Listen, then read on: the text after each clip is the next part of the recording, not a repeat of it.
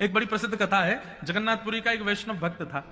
वो भगवान से जाके बहुत रोता था, हे जगन्नाथ भगवान, मेरे जीवन में बहुत कष्ट है, मुझे मेरे दुख दूर करो। इतना रोता इतना रोता, एक दिन जगन्नाथ भगवान प्रकट हो गए।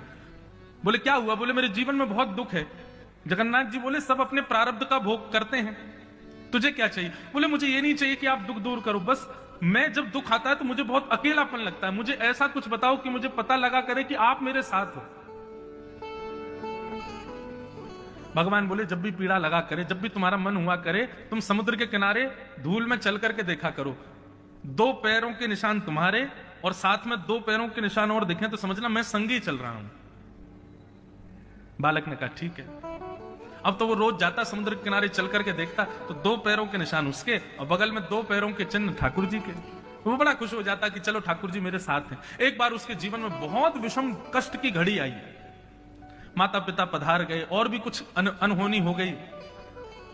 रोता बिलकता हुआ समुद्र के किनारे गया, चल करके जैसे ही देखा, बगल में देखा तो ठाकुर जी के चरण चिन्ह नहीं थे। रोने लगा, जगन्नाथ जगन्नाथ जगन्नाथ रक्षमाम महाबाहो महाबाहो महाबाहो पाहिमाम पुकारने लगा। जगन्नाथ जी प्रकट हो गए। प्रकट होते ही बालक चिल्लाने लगा, बोले आप स्वार्थी हो, जब तक मेरे जीवन में थोड़ा सुख था तब आप संग थे, अब मेरे जीवन में विषम दुख आ गया तो आप भी छोड़ के चले गए, आपके चरण चिन्ह नहीं दिखाई दे रहे मुझको।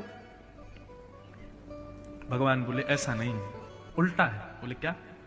जब सुख था तुम्हारे जीवन में तो तुम भी चल रहे थे और मैं भी चल रहा था, लेकिन अब दुख आ गए हैं तो तुम नहीं चल रहे हो, तुमको गोद में लेके मैं चल रहा हूं। ये तुम्हारे चरण चिन्ह नहीं है, ये मेरे हैं।